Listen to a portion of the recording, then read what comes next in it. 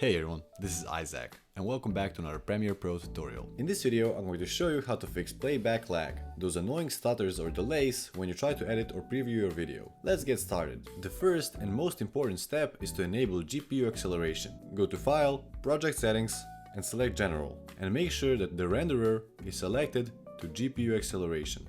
This lets Premiere use your graphics card to help render and preview all your clips, which can make your playback way smoother.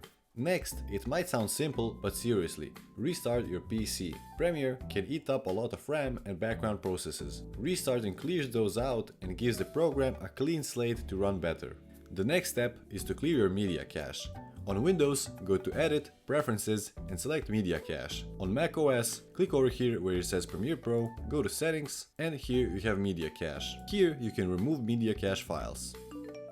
Over time, Premiere builds up cached files from all of your projects, and they can slow everything down. Clearing them can instantly make playback smoother, especially if you've been editing for a while or switching between projects. Next, let's make sure Premiere has enough memory to work with. On Windows, go over to Edit, Preferences, Memory, but on macOS, go to Premiere Pro, Settings, and here you have Memory. Another RAM reserved for other applications, lower that number so Premiere gets more. For example, if you have 16GB of RAM, leave 3 or 4 for your system and give the rest to Premiere. More RAM means faster playback and smoother timeline scrubbing.